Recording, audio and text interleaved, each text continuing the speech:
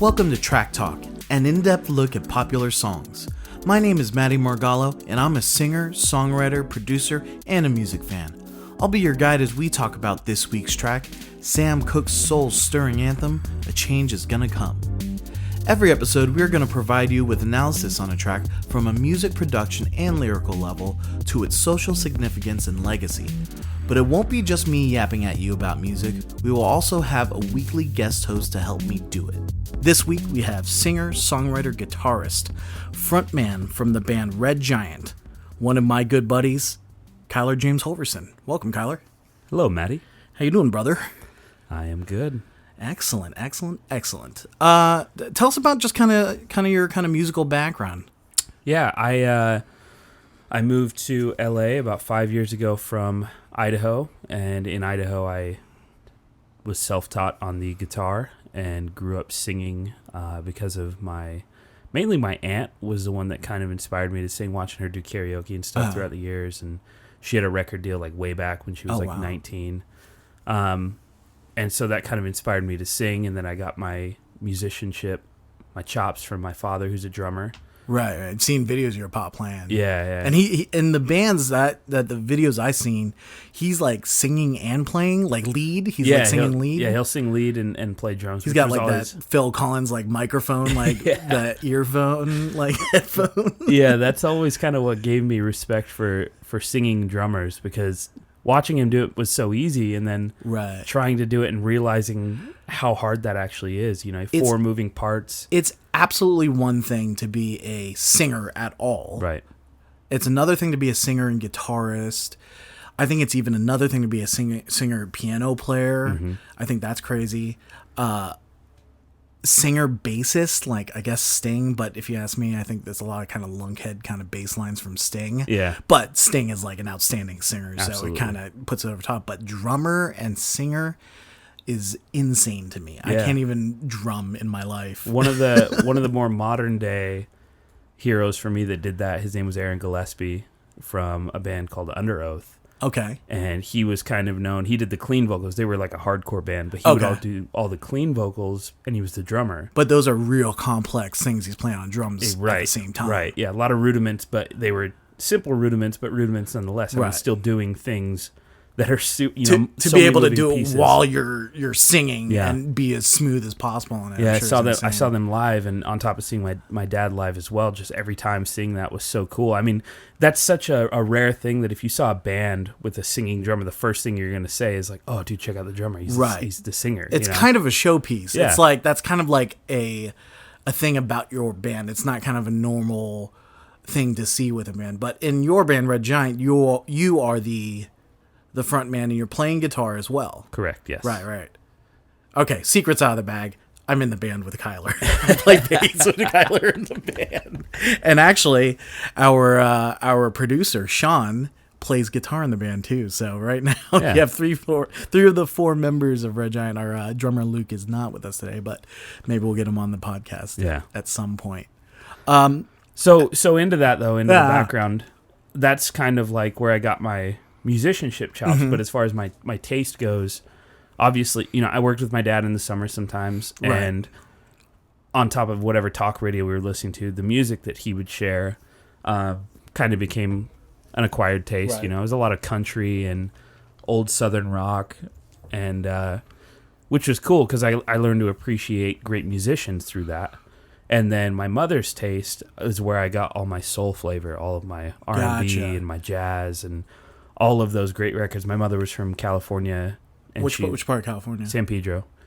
And so San Pedro, we're currently right now in Pasadena, which is a kind of just outside of kind of major Los Angeles area. Mm-hmm. San Pedro is just south of us. Correct. Of Los Angeles, kind of us between Los Angeles and like Orange County. So it's a naval town. My mother was a Navy brat. Right, so, that makes sense. So she was out here during a lot of that civil unrest, and so a lot of her musical taste became that soulful. You're talking about like during the 80s and 90s here in the Los Angeles kind of area? Right, yeah. And so I grew up with her taste. And the funny thing is being in Idaho, first of all, for those who don't know, Idaho is part of the Northwest portion of where do most people think? Midwest, kind of. I hear Midwest. I hear, South. how's Iowa? Or, Right. So Idaho's kind of this geographical anomaly for a lot of people, but it's the state, and it's Northwest. We're right next to Oregon and Washington. Very beautiful mountainous country. Southern Idaho is more desert, closer to Utah. The name Nevada. of the city you're from is Idaho Falls. Idaho Falls, if town. If I remember. 208. 208. Represent. So there you go. So if you're getting a call from a 28 number, go ahead and answer that, because it's probably a nice folk from to show you how secluded we are. To show you how secluded we are, there was a big controversy recently that they were going to add a new area code, and people lost their minds because it's all 208. Basically, the whole state is 208. Oh, the whole state. So it's not even split up. Yeah. Well, because we don't have that many means the people. population's growing. It is, Idaho. Yeah. Which people like me, liberals and someone that's open to change and bringing new things in, loves the idea of that. Then you have the conservative people that have been there their whole lives, or farmers. Typically, farming families are afraid of losing land and things like that. So it becomes this kind of worrisome. That's essentially kind of heartland of America with a lot of the farms and such. Yeah. Isn't the most of the? I guess this isn't an unknown fact, but a lot of the potato crop comes out of Idaho, right? For the United States or the world, or is that a... Yep, we are a huge producer of potatoes, and then there's a lot of companies that are based out of Idaho that started small that now own farms in other places of the world, but they're still branded Idaho potatoes because the formula is all the same, Interesting. My stepmother owns a company or runs a company that supplies Five Guys with potatoes. Love Five Guys. Very tasty. Yeah, so good potatoes. But yeah, so growing up... Yeah, go ahead. Well, maybe you were going the right direction. I was going, what kind of music is coming out of Idaho? Right. Maybe that's kind of... So there was no music scene growing up. It was the state fair and any concerts that came through Boise or Salt Lake, because those were the two closest major hubs. Utah. Correct, yeah. Gotcha. Which is only 4 hours from where I'm from, southeast. So Idaho. if a band or artist you're really dying to see is coming, you're either going to Boise, which is the capital. Or previously was Lewiston, now is Boise. Oh, well, Idaho knowledge for you. Or going across the border into Utah, into Salt Lake. Correct. Gotcha. Now, what kind of artists, what kind of bands are coming everything. through? I mean, that was... Gotcha. Because the Northwest, those were kind of... Salt Lake, you can brand the gateway to the Northwest, because that's kind of like the... And they are branded that way. If you go to like a jazz game or something, you'll hear them say that sometimes. Right. Gateway to the Northwest. And so a lot of things would come through there. And Boise didn't start getting stuff until about 2010. My graduating year was when they started getting bigger shows, because... Did they build a new venue or something? New venue, but also the city was getting more attention because the football team was getting more known. Right. And the college was just growing, so we were getting more and more people living there. And, I mean, I've seen everything from Metallica to Nickelback to... Rascal Flatts to, I mean, it's a lot of band stuff. It's not like now you get artists like Justin Bieber and Katy Perry that'll go through Salt Lake. Wow, so our big kind of top 40 artists will make their way through that I mean, if they're guaranteed a sellout, they'll show up. And since those are the two closest places, people will just kind of flock out of the woodwork. Same with our state fairs. Like here is state fair. I still have yet to be to a state fair since I lived in California. And back in Idaho, it was...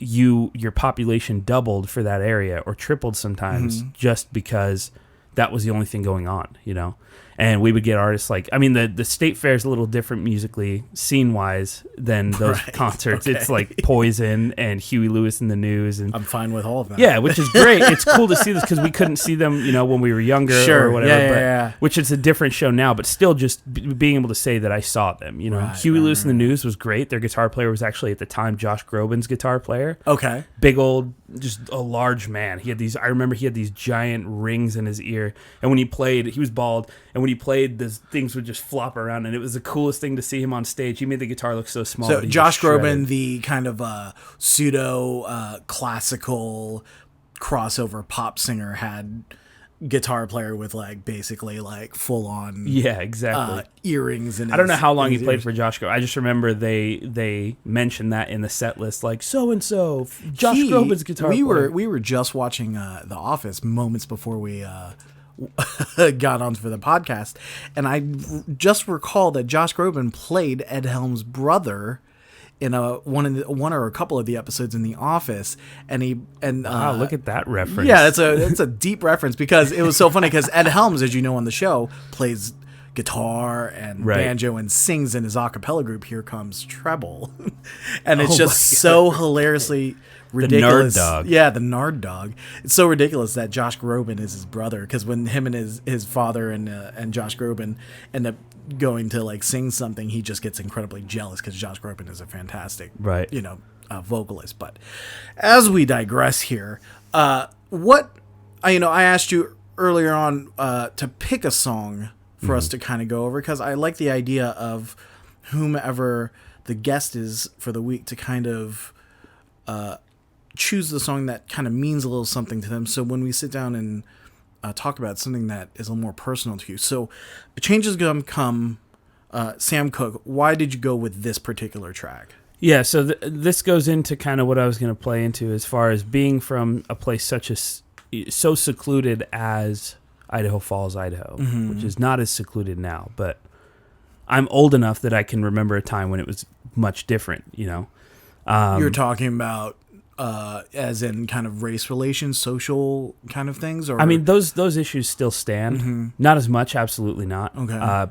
But more so just like itself, just the city itself is very different now, just visually, aesthetically. Right. Things have just changed so much. So being from a place like that and not having such a direct source of culture and music and everything like LA provides, or any big city, I was forced in a good way to become a direct reflection of my parents and their tastes and their interests. Gotcha. And my mother, more so because my parents had split and I spent a lot more time with my mother, more so her music collection, because she worked so much. I was raised a lot by my grandmother. And that involved a lot of yard work, which had turned into a lot of listening to music, Sure. Well, you would put it out on the Walkman. On the Walkman? Yeah. Okay.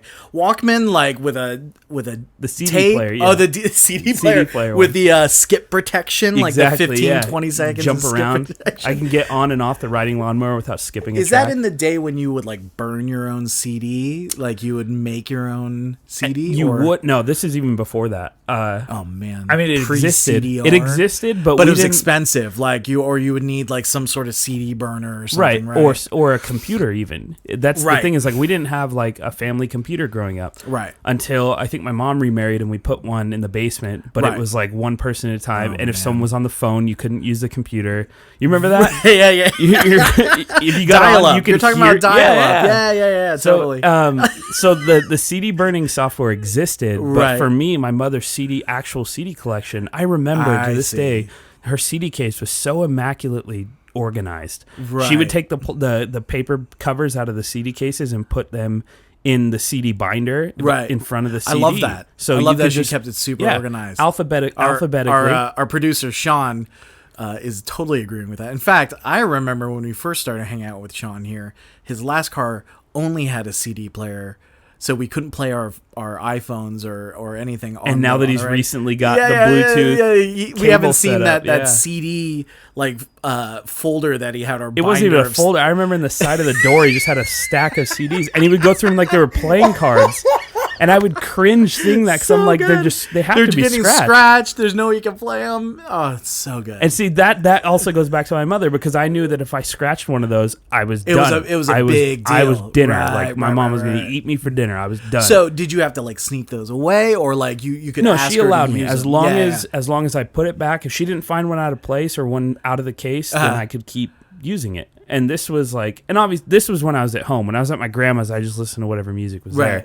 But if I was at my house with my mom, I could go into the music collection. And a lot of it became school for me. She was teaching me her likes and interests and the way that she would do it before I got classics. Before I got old enough to want to go into her collection and listen and pick out music. Sure.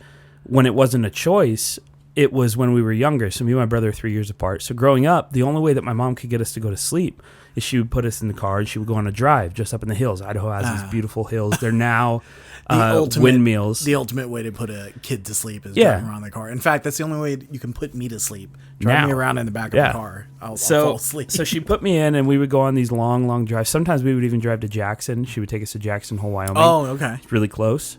Couple hours through the pass. And she would just play her CD collection. And I learned to appreciate them so much.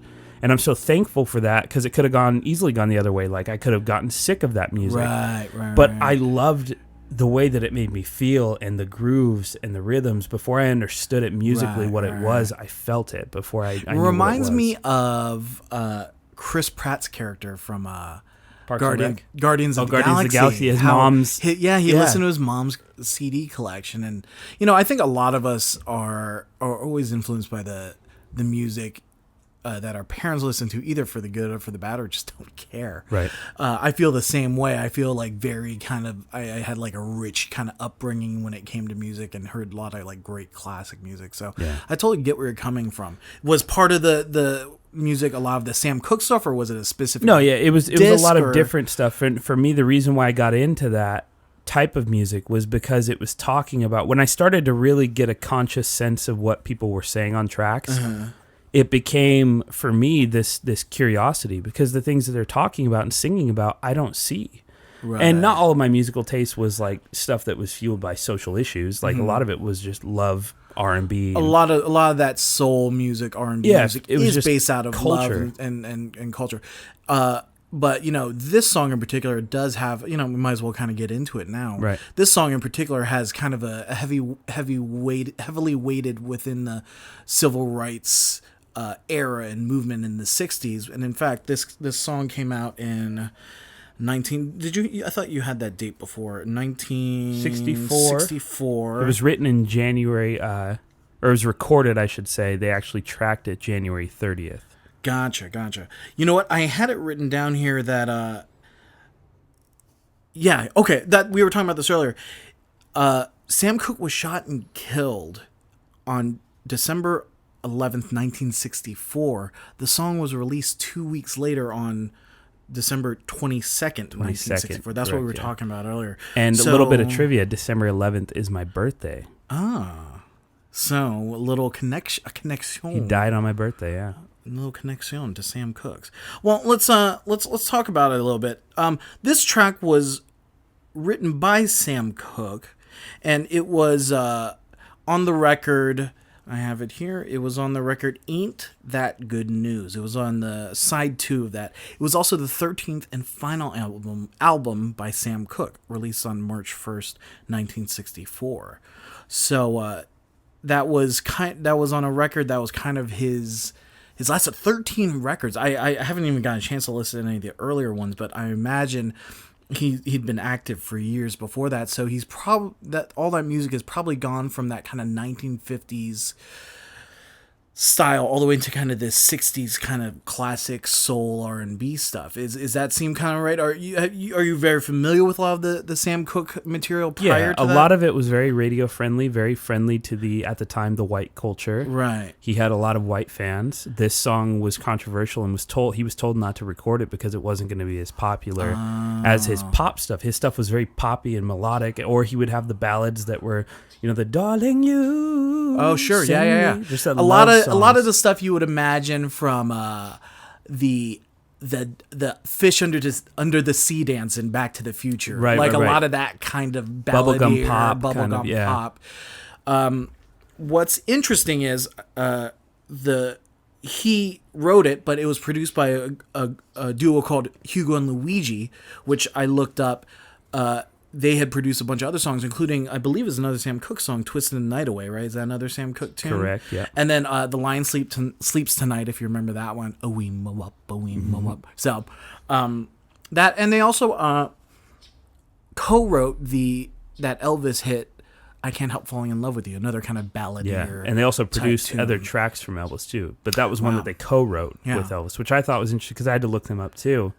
And to see that they had worked with Elvis was really cool. And I always found a weird connection for people that produce and work with Elvis a lot. I've seen are really tied into the gospel and Motown artists too. Well, Elvis had a huge appreciation for that. There's that. Some people look at it like as cool. He had a respect for it or whatever.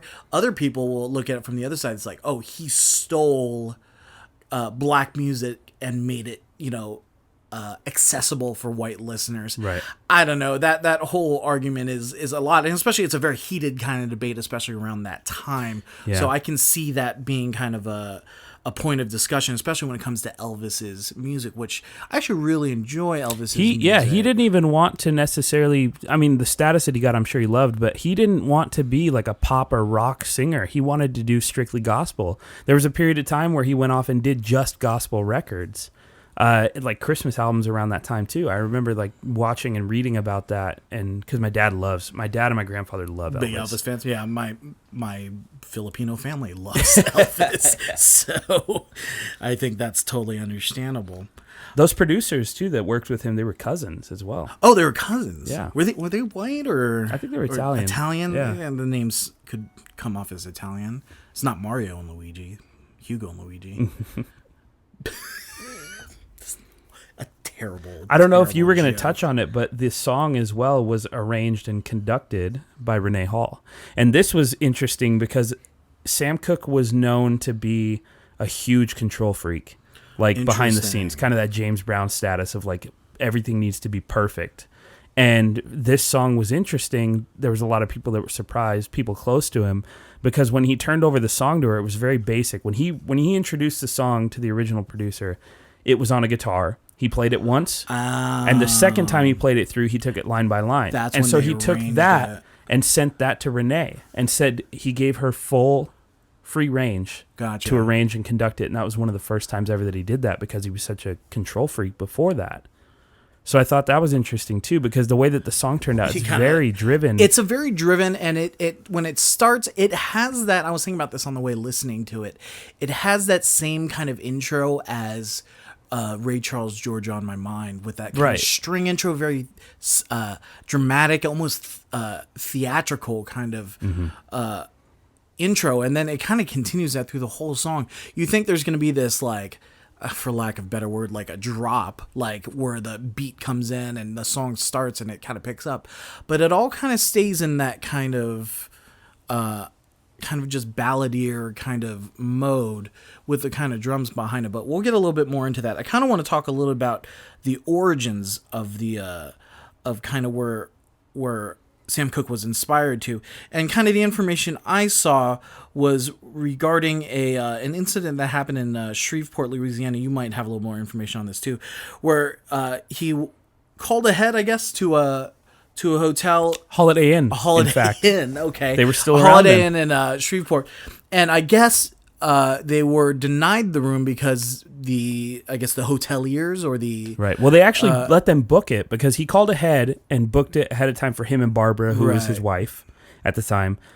And when they showed up with his entourage because they were traveling for the shows. With the band. Yeah. Right. And when the desk clerk saw that they were African-American, that's when it became, oh, sorry, sir, we're out of rooms. And, of course, Sam Cooke's an intelligent guy. He starts getting angry. Yeah, he demands for the manager. Sure. He's making a scene. Barbara's kind of elbowing him, saying, they will kill you. You know, we're in Louisiana, I believe, where they were at. Right. They'll kill you here. Deep South. So he says, they can't kill me. You know, I'm Sam Cooke, which I love that idea of... Right. And here's the thing, is this is just what I can read and find out. It's also known that this story gets exaggerated over the years because it became a very... It becomes a bit of big lore. story, you know? Yeah. Yeah. So he says, they can't kill me. I'm Sam Cooke, which I still will always love that. They leave, you know, causing ruckus, honking their horns, yelling things at the hotel, upset, naturally, you know? And by the time they got to downtown to the hotel they were going to stay at, the cops were already waiting there for him. Arrested him for disturbing the peace. Thank you. Yeah. So also what I read is the next day, the New York Times came out and put an AP report with the headline "Negro Band Leader Held in Shreveport," leading to public outrage and kind of also adding fuel to that fire of controversy. Absolutely. Once again, this kind of being kind of the grounds for what would soon to be this song, the kind of backbone and the background for the lyrics for this track. You mentioned something else earlier regarding kind of background for this. Oh, where the idea came from. Yeah. So he heard Bob Dylan's was it "Blowin' in the Wind"? Blowin' in the Wind. He heard that, and for him, it was both surprising in a good way, and he felt ashamed, and I'll go into that here in a little bit, but it was surprising for him because at the time when all this stuff's going on, a white man that is not subject or on the receiving end of all these things, this racist things that are going on in America, was able to write a song so obvious and so direct to the message of racism and what's going on in America. He felt so surprised that someone could actually have that perspective and empathy to see what's going on and write. I mean, of course, but we all know Bob Dylan's an incredible songwriter, so he could make anything and just make a message. Ahead of his time, absolutely. So, and then he became ashamed at the same time listening to this, thinking, I am a person coming from this community that is on the receiving end of these things with a platform. Why have I not done this yet? And we did actually, I didn't even mention this earlier, but I believe his son, I don't know when in his career, I know it was later in his career, he had a son die drowning.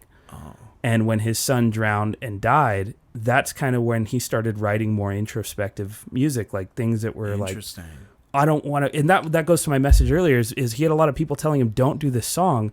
It's not going to be popular. You're going to lose a lot of part of the white community and the white culture that likes you. And he says, I don't care. I want to make my dad proud. That's what he said. So when he lost his son, I think it became this shift of like, what am I doing?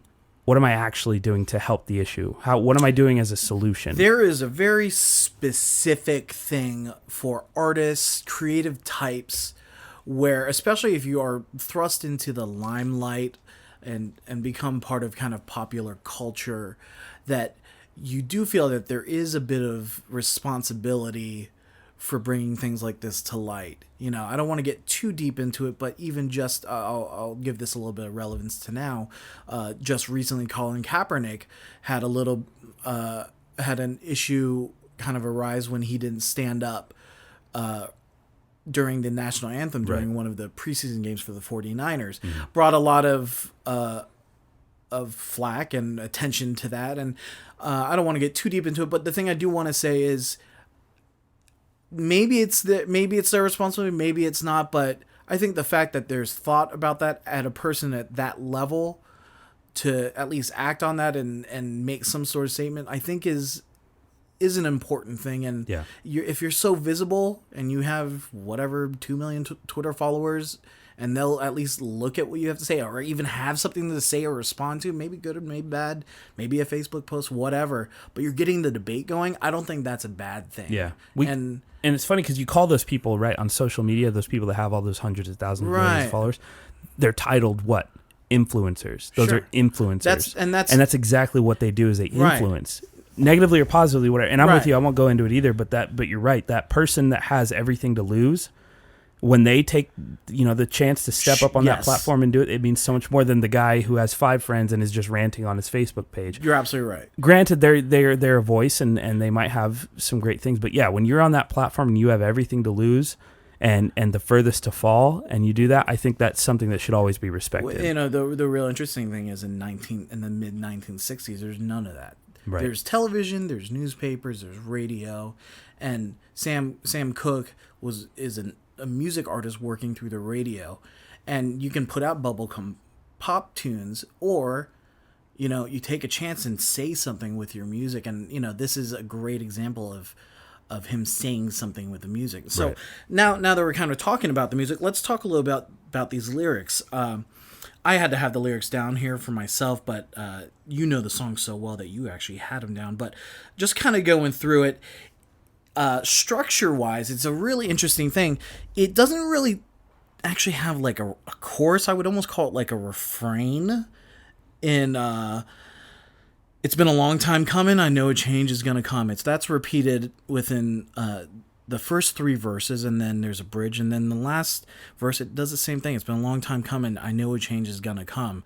So he's already, if you ask me, that's really on the nose about a lot of the stuff what's going on at the time. And what's even more interesting, and what makes the song live way down the road, even till 2016, is that it's, what's that, 50 years now? Almost 50 years? More than 50 years. More than 50 years. That's crazy. That message is still a message that can apply today, and it's so just hauntingly accurate. And it's funny that you say that, because it's like the message always stands, of course, but it comes down to credibility with everyone. It's like, well, how credible is the song? And it's funny because I have, I looked into it, and it was always looked at as a modest hit because of what it did sales-wise. Interesting. But it was... Because it was released as a single. You were telling me it it was a B-side to another single, right? And it became an anthem for the civil rights movement. But that wasn't, till later down the road did it get the credibility to kind of do that. It was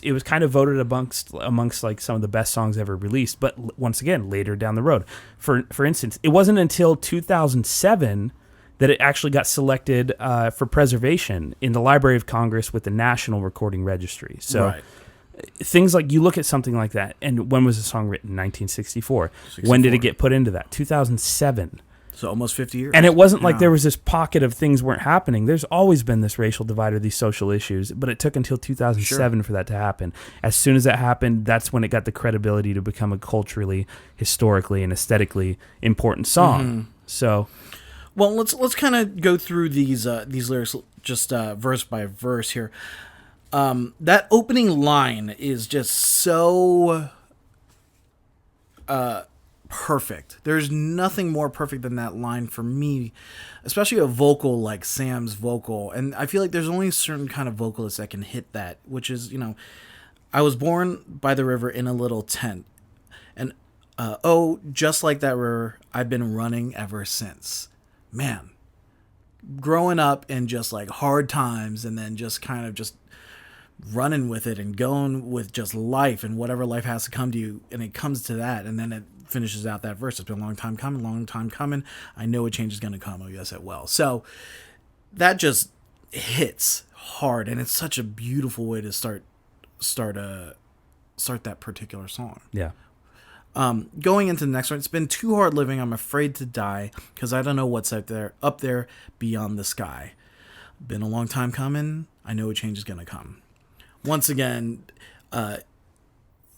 he's got to be referring to just being an African-American male or just even African-American, especially in industry, specifically the music industry, where it's a very, white and I'm sure racist and it's some parts of it type of industry. Yeah. For me as a songwriter, when I hear lyrics like that, it's almost like, because once again, we talk about when he wrote the song at the end of his career. Later down the line, he's kind of become more introspective. He's seeing the bigger picture now. I had a lot of stuff happen. So I look at those as like way more existential than they even seem. Like I overlook it because I'm a songwriter. So I think about not only the lyrics that he wrote, but what he was thinking about when he wrote those. Right. So where he talks about, I've been running ever since, just like that river, I've been running ever since. If I'm at the end of my career and I'm writing about that river that I saw when I was growing up, that means he's just sitting and thinking like, man, how long have I been running? How long have I been going through this? And as he's doing that, he's remembering that river. It's one of those moments where, he could be sitting in his room. And he even talks about how it kind of scared him. I remember there was an interview how he talks about it kind of scared him writing the song because it just came to him kind of out of thin air. Yeah. Just kind of like that. And it was like how he was kind of scared at how easily a song can just come to you. And when he's talking about, I don't know what's up there beyond the sky, he's literally at a point in his life where he's like, I could die any day. Right. I could die. If I die, what's going to happen after I die? Like, that's a scary thought. That's when a human is just... I want to ask you about that exact thing right there. Yeah. Kind of, I want to step away just a minute from the song here. As a songwriter, or even just as a music listener, are all the best songwriters always just pulling this stuff right out of nowhere? Yeah. Or is it this kind of perfectly crafted thing that they spend time on and they work on? Because I always feel like the best songs I ever hear are these songs where I'm like, God, it could have been more perfect. Mm-hmm. But is it this thing where they just kind of like came up with it? Or is it this kind of thing where they worked on it and they have to craft it and make it this perfect thing? Or is it kind of a in-between, or it depends on the writer that you are? And I don't think that either of us can answer that question. There's so many variables that come into play that I think that it's always going to be perspective of how you as the listener perceive it, but it's also going to be the delivery in the package. I mean, like, think about it. Like, let's say... I'll use Prince as an example, right? Because we all love Prince, and Prince inspired me to play guitar, and I won't go into that, but he was the biggest inspiration for me to play guitar.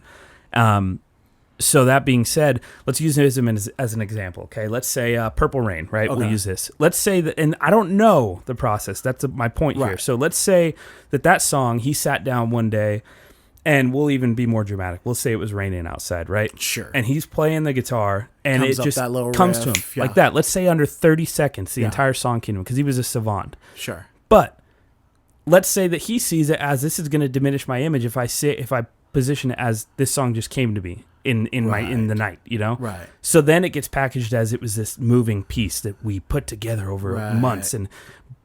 But really the song just came to him in 30 seconds. And obviously this is a fictitious story. Sure. But just to give you perspective, you don't know.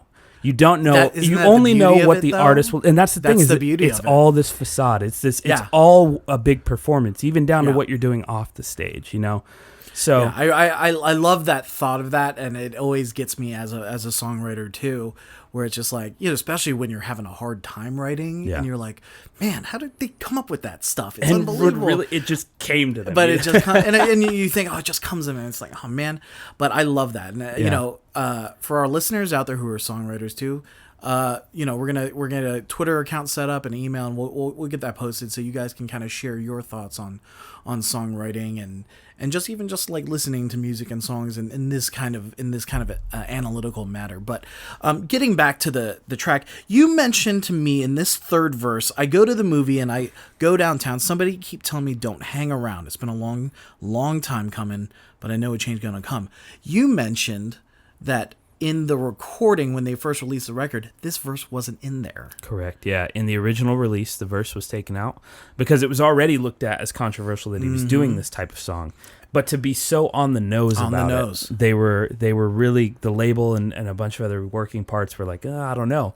To even take it a step further, Otis Redding released an actual studio recorded version of the song and also did not include the verse. Great version. Take a listen to that. So it cuts into the bridge after that section. Then I go to my brother. I say, my brother, help me, please. But he winds up knocking me back down on my knees. So I'm guessing to my brother, fellow man, I guess, or yeah, and fellow that's the thing white brother. You can take it however you want. You could take it as, I like to think the way that he meant it was fellow man, because he's trying to look at it as, from his perspective, which is not racist, right? Is like, hey man, like, man to man, come on, brother, help me out. Right. Please help me out here. But this other person's perspective is we're not equal. So he ends up knocking him back down on his knees, you know. And maybe this is a lot of the thought behind why this kind of rose up as an anthem for the civil rights movement. Right. That kind of thought. And then finally, the last verse here. There have been times that I thought I couldn't last for long, but now I think I'm able to carry on. It's been a long time coming, but I know a change is going to come. Oh, yes, it will. Wow. So I want to touch on that really quick. So how great of a songwriter to give you the full spectrum. It's the start of down, story, low, deep, thinking about this river that I was a kid and I'm moving. From the beginning. Just like this river, I just can't stop, right? And then getting existential. What's going to happen after I die?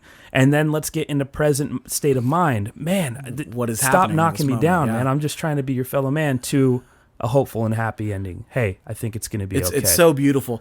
It's kind of the thing where I wish maybe we just started with that lyric too. It's just like, gosh, it's tough, and I know it's hard for you, for me, for everybody, but you know what?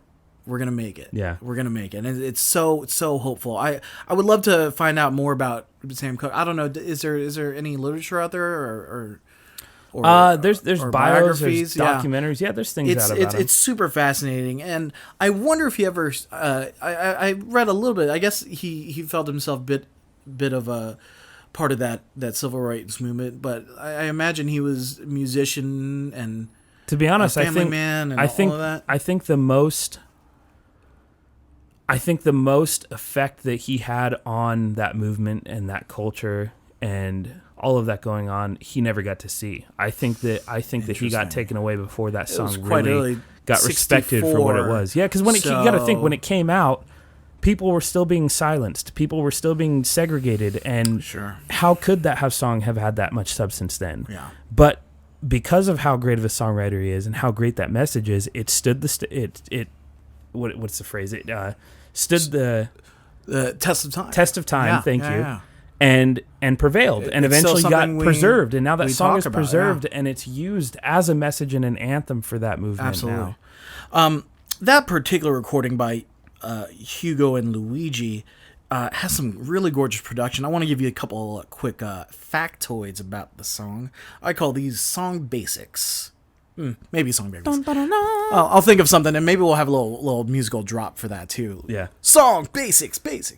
I don't know. We'll figure it out. Runtime on this song 3 minutes 10 seconds. Looking at it, when I went through it, it's in B flat major for all you guys who are wondering what key that is.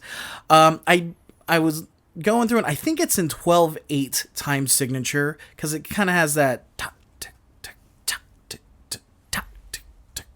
So it's got that feel to it.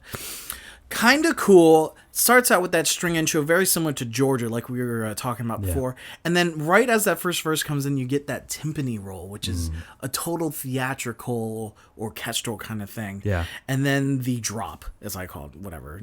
I've got to think of a better name for Someone on Twitter, give us the actual musical term for I bet you it's the beginning of the song. At that first verse, you got the drums and it sounds like an upright bass going through that bass line. Very kind of light strings. And then you have this beautiful horn in the background going.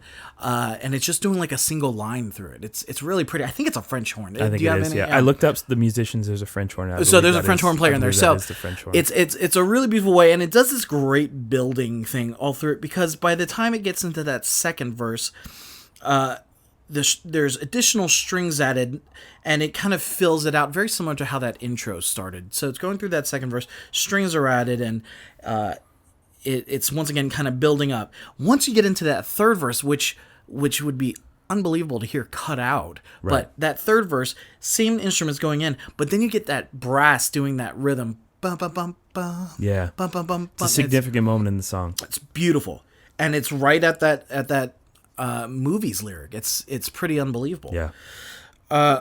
Once it goes there, the brass drops out, goes into that bridge section. You got the strings doing kind of the trilling kind of sound going through it, and it's kind of this whole, I don't know, it sounds like it's like the music's kind of just paused on that. I mean, the chords are changing, but it sounds like we're taking a moment, especially as listeners, to reflect on what he's saying about reaching out to his brothers and trying to find kind of a common ground between them. Finally, this thing hits the end, hits that brass rhythm again, on top of all the other instruments, drums, bass, strings. And then once he hits that last one, it's a real simple outro. He doesn't even do a repeat of that lyric. No. He just hits that last chorus lyric or last refrain lyric, and then it's just the strings and another kind of timpani roll, and it kind of just ends. It's a really gorgeous song. So kind of what are your thoughts on that production? It's a very theatrical, I feel like, is kind of the thing. Absolutely. I feel like I could have heard this song, obviously because of the message it wouldn't be appropriate, but just for the delivery itself and how it felt, I could see this in like one of the Indiana Jones movies or like the James Bond movies where they're talking with the villain in the cafe or in the lounge, let's say, and the band's up top and the curtain opens. Like Indiana Jones, I think it was maybe it was the Crystal Skull. Didn't see that one. That one doesn't exist to me. Sorry, the older one. It was one of the older ones. Maybe it's the Temple of Doom, where the first scene's that huge musical with the woman, and it's like the whole camera is like on the stage, and it jumps to like a Warner Brothers stage, like backlot. Right. Yeah, our producer Shaun here loves that. I just got the thumbs up for that movie. It's anything goes, but she's singing it in Chinese. Yeah, it's pretty great. So speaking to that, that's how this song is one of those. It gives you almost a visual of just like you see the whole symphony because you hear all the moving pieces and the parts, and his delivery, the way that he just comes. He's one of those singers you can hear quality in a voice when they know to. For me, just being this little nerdy here, but the vibrato when it comes at the end of the refrain and it doesn't start, because a lot of that in that era, it was kind of popular to have that vibrato right away, that shaky, almost UK style vibrato. He kind of let it build up, and he would let the note refrain and then deliver that vibrato right at the end. You know of the what's note. super great? Some singers, you can just tell that they hit it, and I feel like that particular take, I feel like he nailed it the first time around. The delivery totally sounds like it. Every time he delivers those notes, it's so crystal clear. I could see him being the guy in the studio that before the piano player even plays, he gives the piano player the key. He's just like, all right, here, it's going to start here. I was born. And it's just in the right key. It's just in the right key. Pick it up right away. He's just one of those kind of artists, man. Right. It's really beautiful stuff. I don't want to go too deep into it, but going into the chord progressions. There's some cool stuff going on, especially just in the verses alone. You're hitting kind of a lot of the major chord stuff, 1 major, 2 minor, 6 minor. But when you get to that refrain, it's been a long time coming. There's a really beautiful kind of half step drop down. This for all my musicians out there who love their theory. It hits an E flat 7 right on long time coming, I know. And essentially what you're hearing there is a subdominant of a 4 right there, which is a chord that doesn't usually live within B major. So you get this really rich chord out of nowhere, but it fits so well with that lyric on top of it. It's super cool.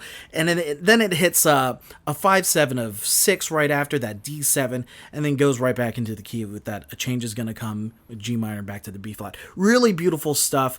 I wonder if those are the chords that Sam Cooke brought to the table, or if that's something he arranged with the orchestration and the producers. That's the stuff that we don't know about. Well, there was a little bit of talk about how, like I said, he structured the song chord structure wise on a guitar, and that was when he handed it over to Renee and was like, "Gotcha." So here's maybe the chords. Maybe he brought those chords and she wrote around that. Yeah. Those are the same chords going through the first, second, third verse as well as the fourth. In the bridge, it kind of does a bounce back and forth between that 2 minor into the 6, and finally hits for the first time in the entire song the 5 chord, which for as any of you who do play, that 5 chord back to the 1 chord, the main chord, is such a big refreshing moment, especially when it's coming back into the main part of the song. So it hits that chord and it's really big, and then hits that last verse with a lot of strength. So it's really beautiful stuff. The arrangement on this is fantastic, and God, it was a real pleasure to look through this song and see the progressions on it. What I love too is that 5 chord that you were talking about. That's almost like the starting back gun. Down on my knees. Yeah, and that's almost like the starting gun for all that horn section and everything to just really bring it. It's almost like that. Okay, here it comes. Boom. And I love that. It's beautiful stuff. Great arrangement. Great production. I imagine it's just one of those things where they just got in the studio and they just had the orchestra and his rhythm section just play the track. He sang it and just nailed it. I can't imagine they spent more than a couple takes trying to do this. Right. He seems like just an absolutely talented vocalist and singer. Let's get into the kind of essentially the legacy of the song. You mentioned earlier, 2007 was selected for Preservation Library of Congress. Number 12 on the Rolling Stones' greatest songs of all time. Great. Fantastic. There's a lot of beautiful songs. It should be higher, Anthem for the Civil Rights Movement. You touched on it before. Otis Redding put out a really gorgeous version of it with his Otis touch, and he's got such a soulful voice, and I'm sure on this podcast we're going to get to an Otis Redding song eventually. He's done a lot of writing for other artists too. As I was going through covers, I found another cover by Aretha Franklin that was fantastic. Have you heard this version? I have, yeah. It's phenomenal. She is I'm almost positive she's playing piano on there, and she is singing her butt off on that too. She takes that song, which is kind of this the original recording being kind of this theatrical kind of bluesy kind of tune, and turns it straight gospel. Yeah. And it's so fitting, and it works out so beautifully, which I love. If I can suggest one for the listeners, Gavin DeGraw's version. Oh, Gavin DeGraw's is incredible. No big production behind it, no anything but him and the piano. And the way he plays the piano, he's a gifted piano player. Yeah. But he doesn't even showcase that on the song. It's just simple. He just lets the chords breathe, and he's doing these amazing runs in there. And even more recently, it was brought to more of a public light, and a lot more people brought their attention to the song was after it was featured on American Idol.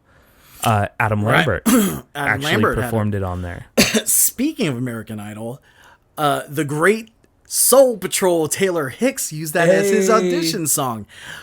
So Soul Patrol, super weird, super weird reference. Now, I don't know. I'm sure he's playing somewhere. Maybe he's listening to this podcast. Unbelievably, I found this one, and I had seen him sing before, and once I saw this version, I was convinced this guy's for real.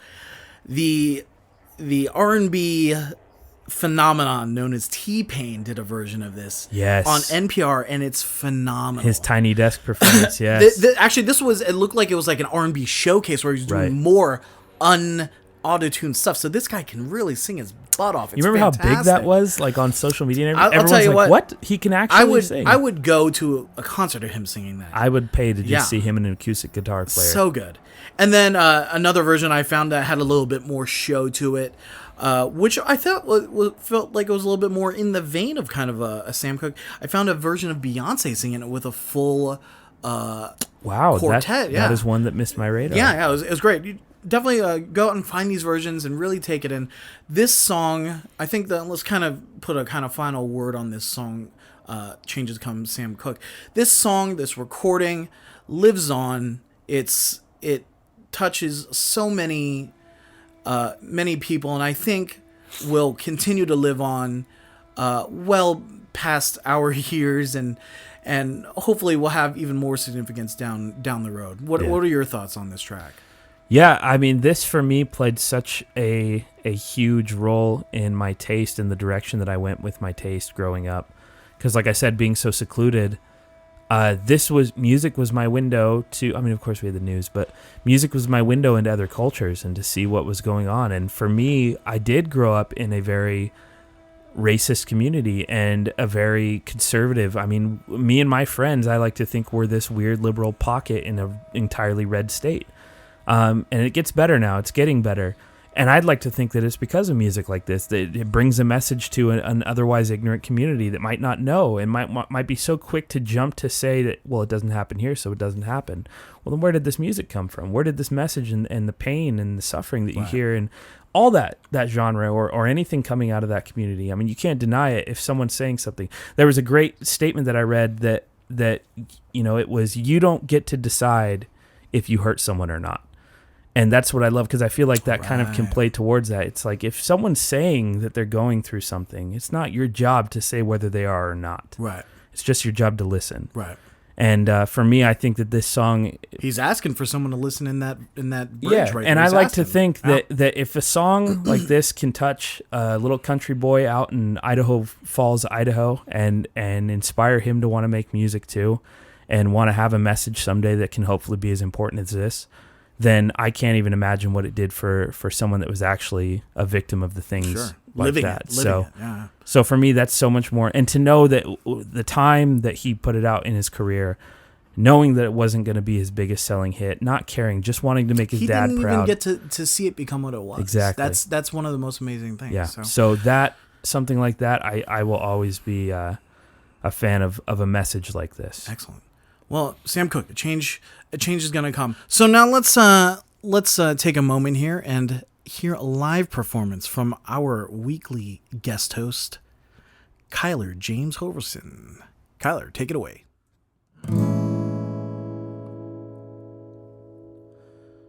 I walked far enough so I could see how much led me before I hit the beach. Your hands took over my body. I stood frozen in the lobby. Two spirits in love. You were just in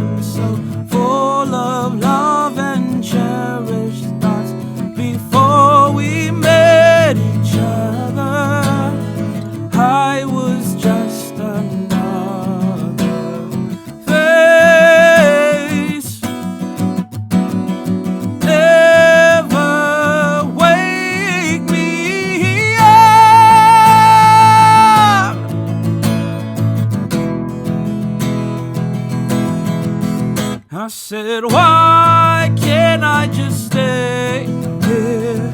You always remain dear. In my sleep is where we spend our time. Why can't I just stay here? You always remain dear. In my sleep is where we spend our time.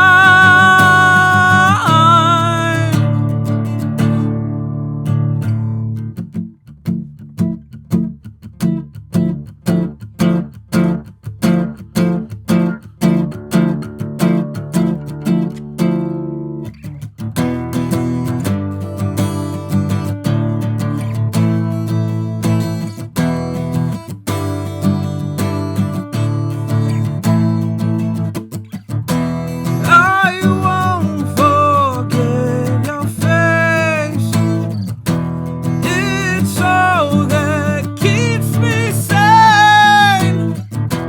I won't forget your face.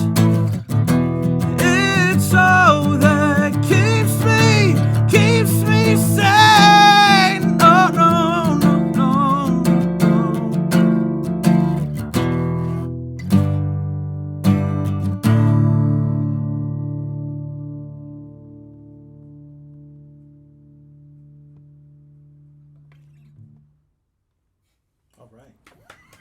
All right, and so as we kind of wrap up the Track Talk podcast, want to kind of just get some info for Cyler James Holverson, maybe some some Instagrams, Twitters, wherever we can reach you, check out the music. Yeah. What was the best place to find you? Yeah, so you can find just my normal Instagram is just Cyler James, C as in Charlie, YLER James. Facebook's the same. The band stuff can be found on any music outlet. You can find it on Spotify, Apple Music. I think we're on Google Music, Google Play? I think Google is what Play, yeah. Android Network. Any of those outlets, SoundCloud. You can find that under the band name Red Giant. The EP is titled Transplants. Cool. And the band social media stuff you can find on Instagram, Red Giant Band Official. Facebook is just Red Giant. You'll see it there. Yeah, and for those in the LA area, come see a show sometime. Rockin'. We'll post that up on our official Twitter account to be named soon. My name is Matty Margallo. You can find me at Matty Making Music. No G in there. Twitter, Instagram, Facebook, YouTube, all of those. You can find that there. And you can find at Shaun Day Music, our producer, on Instagram. But it's been a super pleasure talking to you about this stuff, man. I love chatting up with you. This is something we've been talking about doing, just a podcast in general for a while. So Yeah, man. it's been a blast. I look forward to Any it. last words? Just love it. Love yourself and your fellow man. There it is. Keep listening to songs, keep writing songs. This is Track Talk with Matty. We'll see you next time.